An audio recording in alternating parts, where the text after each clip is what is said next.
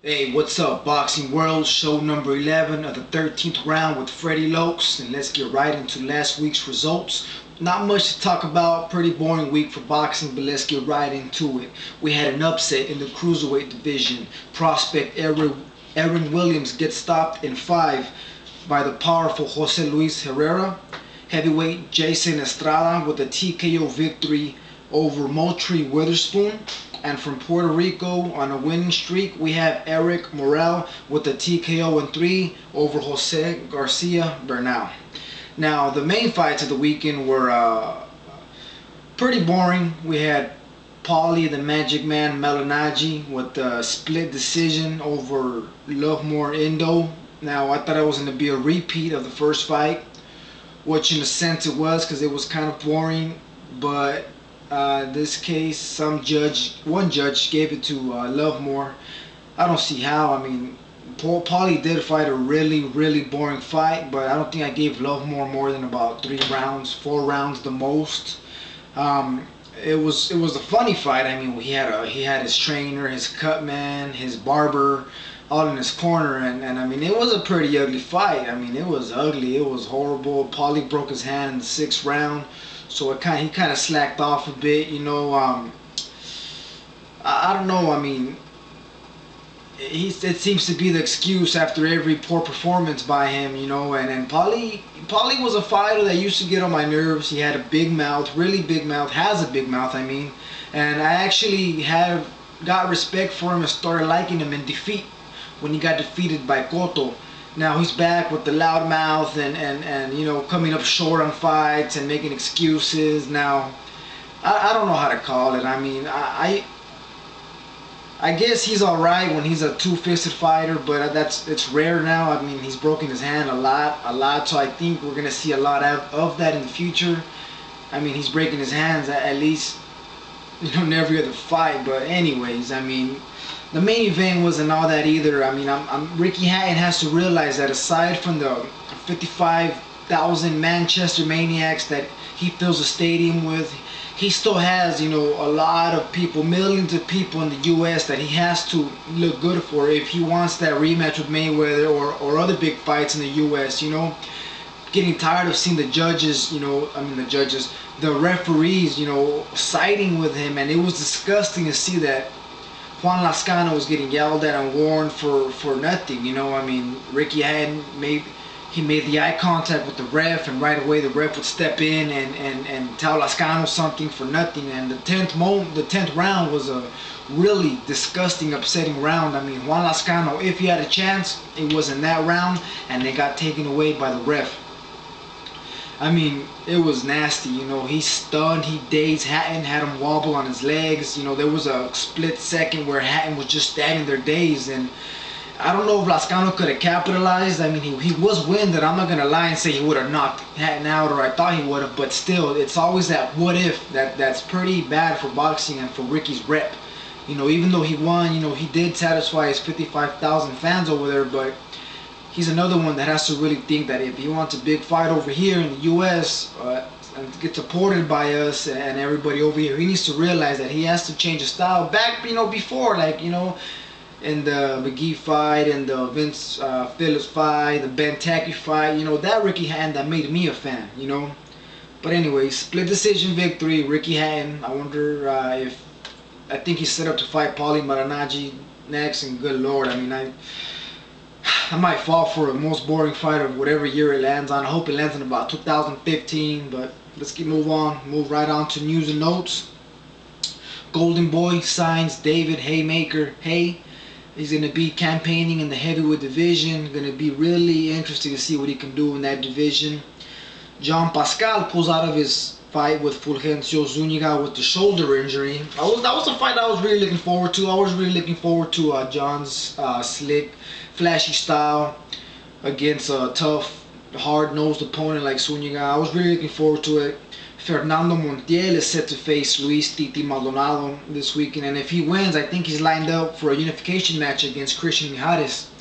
Now, Maldonado does bad against really solid power punches like Donaire and Darchinyan. We've seen that. I think he has a chance against Montiel. You know, Titi's a really underrated boxer that's got brought into these slugfests against Donaire and Darchinyan and was just overpowered by them. So I think he's going to do really good against Montiel, who's a bit more patient and smaller than those guys. So that's going to be an interesting fight to see. Joshua Clottey versus Zab Judah just got signed, and it's on set for August 2nd for the IBF title that Margarito's going to vacate to fight Cotto. I'm actually pretty excited about this fight. I mean, I'm more excited about it than the Mosley fight because pretty much everybody was counting Judah out against Mosley, and you know, Mosley's gonna blow him out, which was probably, but it would have been true. Now against Joshua Clottey, we have somebody who's also like Zab in a way of they're front runners. You know, they are good 4 or 5 rounds and they start fading little by little. So it's gonna be pretty interesting to see who picks it up in the 8th, 9th, 10th if it goes that long, and who really digs deep and fights with their heart and really wins that fight. I'm really excited about that fight actually. Now we have some questions from the viewers. You know, over from Eastside Boxing. Clearly Cool asks, which fights do you feel need to be made at the moment for either entertainment value or to clear up a division? Now for me, there's a bunch. I mean, off the top of my head, I can, and no particular order. I mean, to unify or not, you know, just exciting. You know, to me, I would love to see Manny Pacquiao versus Juan Diaz, Arthur Abraham versus Cali Pavlik, James Kirkland versus Alfredo Angulo, the winner of Margot Cotto versus Mayweather, or I mean, yeah, even if he wins or loses, I would like to see that fight at welterweight.